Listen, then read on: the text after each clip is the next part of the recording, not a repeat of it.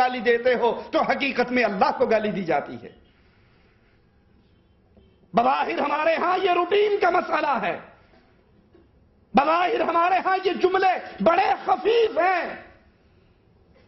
دور گندا آ گیا، وقت گندا آ گیا، زمانہ گندا آ گیا، یہ ہفتہ بڑا گندا تھا، یہ دن بڑا گندا تھا، فلاں دن بڑا منحوس تھا، دنوں کو گالیاں دینا، وقت کو گالیاں دینا، یہ زبان کا ایسا کلام ہے، اس پر اللہ کی پکڑ نازل ہو جائے تو انسان برباد ہو جاتا ہے۔ اسی طرح ایک اور جملہ ہمارے ہاں استعمال ہوتا ہے، کسی کو قاضی القضات کہہ دینا، کسی کو شہنشاہ کہہ دینا، حاکم الحکام کہہ دینا، یہ بادشاہوں کا بادشاہ ہے، یہ شہنشاہ ہے، یہ ساری چیزوں کا بادشاہ، یہ سارے ملکوں کا بادشاہ ہے۔ قاضی القضات وہ ذات جو سب سے بہتر اور سب سے اول فیصلہ کرے، جس کے فیصلے کو رد نہیں کیا جا سکتا، جس کے فیصلے پر تنقید نہیں ہو سکتی، جس کے فیصلے کو چیلنج نہیں کیا جا سکتا، وہ ذات صرف اللہ کی ہے۔ شہنشاہ اللہ عز و جل ہے، حاکموں کا حاکم اللہ عز و جل ہے۔ اسی لیے رسول اللہ صلی اللہ علیہ وسلم فرماتے ہیں قیامت کے دن ہوگا، مالک عز و جل آواز لگائے گا، این الجبارون این المتکبرون این الملوک الارض، زمین کے بادشاہ، جبار، حکمران، غرور اور تکبر کرنے والے آج کہاں ہے؟ لمن الملک اليوم، آج کس کی بادشاہت، آج کس کی شہنشاہیت ہے؟ شہنشاہ بھی اللہ ہے، حکام کا حاکم بھی اللہ ہے، قاضی القضات بھی اللہ ہے، وہ اللہ کی ذات ہے جو فیصلہ کرے، اس کے فیصلے کو رد نہیں کیا جا سکتا، اس کے فیصلے کو چیلنج نہیں کیا جا سکتا، اس کے فیصلے پر تنقید نہیں ہو سکتی، سب سے بہتر فیصلہ کرنے والا اللہ ہے۔ اور یہ جملے بھی ہماری زبانوں سے عام نکلتے ہیں، مغلیہ شہنشاہ اکبر، فلاں بادشاہ کو شہنشاہ کہہ دیا، فلاں کو قاضی القضات کہہ دیا، کہنے کے لیے یہ زبان کے معمولی جملے ہیں، لیکن شریعت اس کی اجازت نہیں دیتی۔ صحیح بخاری و مسلم میں ہے، ابو ہریرہ سے روایت ہے، رسول اللہ صلی اللہ علیہ وسلم فرماتے ہیں نام کے اعتبار سے اللہ کے ہاں، نام کے اعتبار سے اللہ کے ہاں سب سے ذلیل وہ ہے جو اپنا نام ملک الاملاک، سارے جہان کا بادشاہ، بادشاہوں کا بادشاہ، ہر چیز کا مالک، جو اپنا نام یہ رکھ لے، اب بظاہر لوگوں کے اندر یہ اپنے نام کی دھوم مچانے کے لیے، اپنے نام کا چرچا کرنے کے لیے، اپنے جبار ہونے کو ثابت کرنے کے لیے نام رکھ رہا ہے۔ اللہ کے نبی فرماتے ہیں اللہ کے دربار کے اندر یہ شخص انتہائی ذلیل ہے اور انتہائی حقیر ہے، کیونکہ بادشاہ تو اللہ کی ذات ہے۔ حضرت سفیان رحمہ اللہ فرماتے ہیں کوئی شخص شہنشاہ کہلانے لگ جائے، شہنشاہ اعظم کے جملے مغلیہ بادشاہوں کی تاریخ کے اندر آپ کو سننے کو لیے مل جائیں گے۔ حضرت سفیان بن عیینہ فرماتے ہیں کوئی شخص اپنے آپ کو شہنشاہ کہلانے لگ جائے، اللہ کے نزدیک ایسا شخص حقیر ہے، ذلیل ہے۔ اور صحیح مسلم میں ہے اللہ کے نزدیک ایسا شخص خبیث ہے، اور ایسے شخص پر اللہ کا غضب نازل ہوتا ہے جو وہ نام رکھے، وہ نام اپنے وہ القابات رکھے جو خالص اللہ عز و جل کا حق ہے، کیونکہ اللہ عز و جل کا فرمان وہ لوگوں میں حکومتیں بانٹتا ہے، لیکن اصل حکومت، اصل بادشاہت، اصل شہنشاہ تو اللہ ہے۔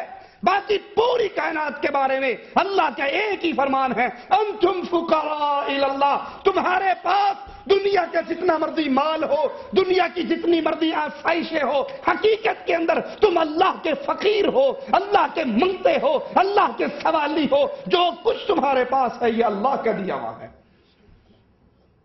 وَلِلَّهِ خَزَائِنُ السَّمَاوَاتِ وَالْأَرْضِ، اللہ کے پاس سارے زمین کے خزانے، آسمانوں کے خزانے، ہر چیز کے خزانے اللہ کے پاس ہیں، اللہ کو کسی سے مانگ کر دینا نہیں پڑتا، اور دھرتی میں جو بھی ہے وہ اللہ کا منگتا ہے، اللہ کا سوالی ہے۔ اگر کوئی ایسا انسان جو پانی کے گندے قطرے سے پیدا ہوا، جو ماں کے پیٹ اور گندگی کی جگہ سے نکلا، وہ انسان اپنے آپ کو وہ القاب دے جو اللہ عز و جل کی خاصیت ہے، کہنے کے لیے دھرتی والوں کے لیے تو بڑے چرچے کی بات ہے، لیکن مالک کے نزدیک ایسا انسان خبیث ہے، ذلیل ہے، حقیر ہے، اور اس پہ اللہ کا غضب نازل ہوتا ہے۔ اسی طرح لوگ اپنے سرداروں کو سید الناس، سید کل، یہ سب کے سردار، یہ پوری انسانیت کے سردار، اپنے پیروں، فقیروں، مولویوں، ملاؤں، حکام اور بڑوں کے لیے یہ جملے استعمال کرتے ہیں۔ یہ کلمہ کہنا بھی حرام ہے، کیونکہ سید الناس محمد الرسول اللہ ہے صلی اللہ علیہ وسلم۔ اللہ کے پیارے حبیب نے فرمایا انا سید ولد آدم، آدم کی پوری اولاد کی سرداری اللہ نے محمد کو عطا کی ہے صلی اللہ علیہ وسلم۔ ولا فخر، نبی فرماتے ہیں میں اس پہ غرور اور فخر نہیں کرتا۔ آدم ومن سواؤ تحت لوائی، آدم سے لے کے اس کے آخری بیٹے تک محمد کے جھنڈے کے نیچے کھڑے ہوں گے۔ سید الناس محمد الرسول اللہ، سید کل محمد الرسول اللہ صلی اللہ علیہ وسلم۔ اور ہمارے ہاں ایک اور جملہ خاص طور پہ پاکستانیوں میں مشہور ہے، قائد اعظم محمد علی جناح۔ ارے قائد اعظم سپرلیٹو ڈگری ہے، سب سے بڑا قائد، قائد اعظم سب سے بڑا قائد، مسلمانوں کا سب سے بڑا قائد محمد علی جناح نہیں ہے، محمد الرسول اللہ ہے صلی اللہ علیہ وسلم۔ قائد اعظم محمد الرسول اللہ، امام اعظم، وہ کہتا ہے میرا امام بڑا، وہ کہتا ہے میرا امام بڑا۔ کوئی ابو حنیفہ کو امام اعظم کہے، کوئی کسی اور کو امام اعظم کہے، یہ سپرلیٹو ڈگری ہے، یہ سب سے بڑی اتھارٹی ہے، اور اس کے لائق صرف محمد الرسول اللہ ہے۔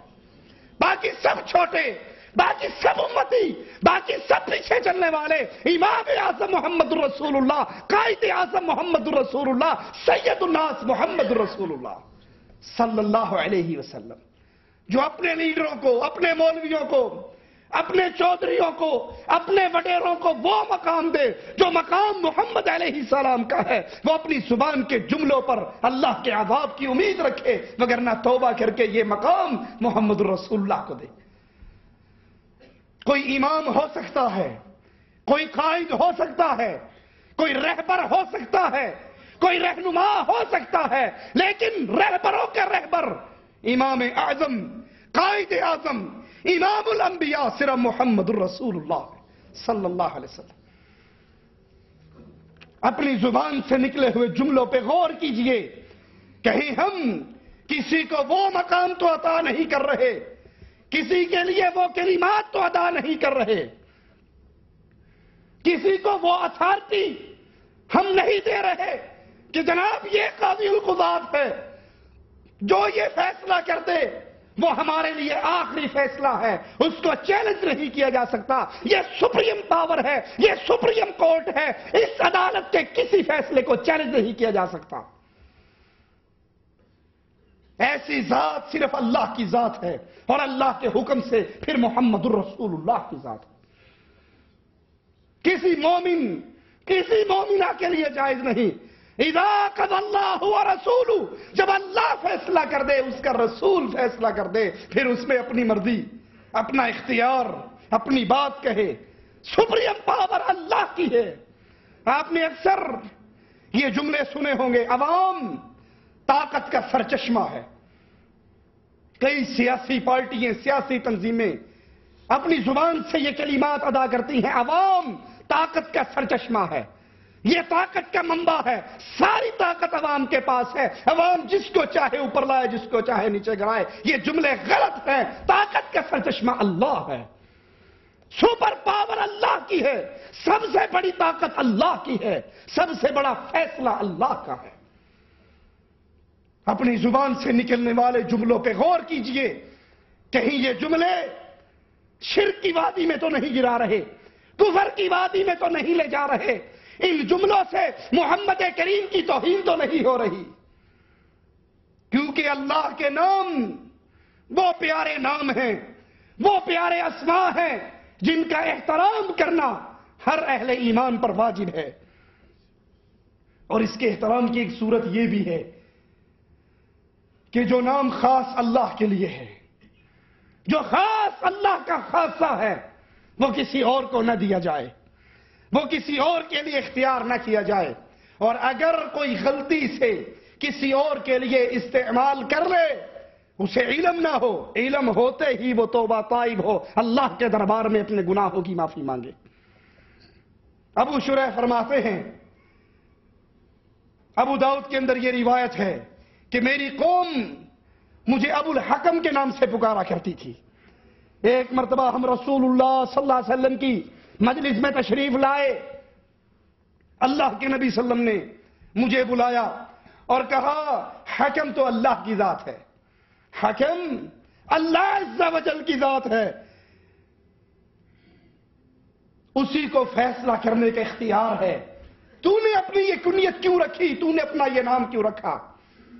ابو شریح فرماتے ہیں میں نے کہا یا رسول اللہ صلی اللہ علیہ وسلم، میری قوم میں جب جھگڑا ہوتا، اختلاف ہوتا، میری قوم میرے پاس اس اختلاف کو لے کر آتی، میں ان کے اختلاف پر فیصلہ کر دیتا جس پہ وہ راضی ہو جاتے، اور پھر راضی ہو کر انہوں نے مجھے ابو الحکم کی کنیت مجھے دی اور اس نام سے مجھے پکارنے لگے۔ اللہ کے نبی صلی اللہ علیہ وسلم نے فرمایا تمہارے کتنے بیٹے ہیں؟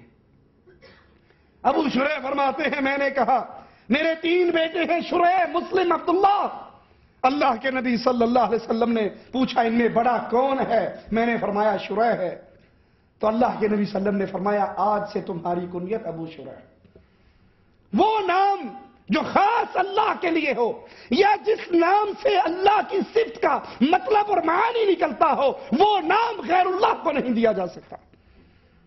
چونکہ ابو شریح قریب ہی زمانے میں مسلمان ہوئے تھے، اور اسلام لانے کے فوراً بعد کا یہ واقعہ ہے کہ وہ اپنی قوم کے قافلے کے ساتھ رسول اللہ صلی اللہ علیہ وسلم کی عدالت میں تشریف لائے۔ آپ نے ان کی قوم کی زبان سے یہ کنیت سنی اور اس کو فوراً بدل دی۔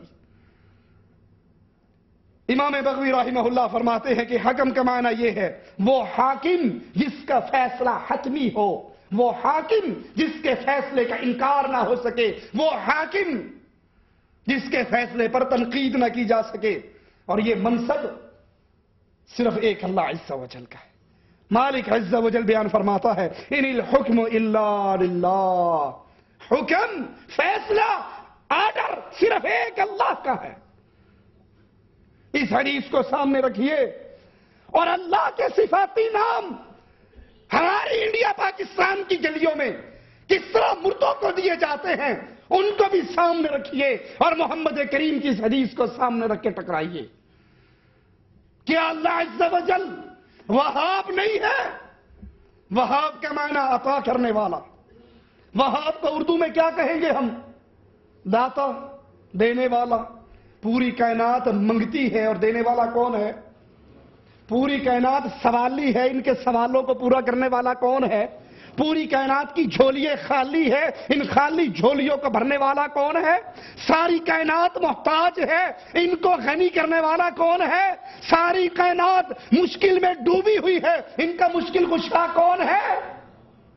اب اللہ وہاب ہے، اللہ داتا ہے، اللہ عطا کرتا ہے، اور وہ خود بیان فرماتا ہے یا معشر الجن والانس، اے انسانوں اور جنوں، لو اولکم و آخرکم انسکم و جنکم، تمہارے انسان اور جن اول و آخر ایک سعید میں، ایک میدان میں اکٹھے ہو جائے، مانگے، پکارے، آواز لگائے، جو جو ان کی تمنا ہو، طلب ہو، میں سب کی طلب کو پورا کرتا جاؤں، سب کی جھولیاں بھر دوں، سب کو عطا کر دوں، میرے خزانے میں اتنی کمی نہیں آئے گی جتنی سوئی کو سمندر میں ڈال کے نکال لو، سوئی پھر سمندر میں سے ایک قطرے کو کم کرے گی، رب کے خزانوں میں اتنی کمی بھی نہیں آتی۔ تو داتا کون ہوا؟ داتا کون ہوا؟ داتا کس کی صفت ہوئی؟ لاہور والوں، ہمارا داتا کون ہے؟ علی حجویری داتا ہے۔ لاہور تیرا داتا ایدی شرک دیے حد، کیوں؟ تیرا داتا تھلے فرشاں دے، تیرا داتا تھلے فرشاں دے، میرا داتا اتے عرشاں تے۔ جس کو تم نے داتا کہا ہے وہ مٹی میں دب گیا، لوگوں نے اس کو دبا دیا، اس میں مٹی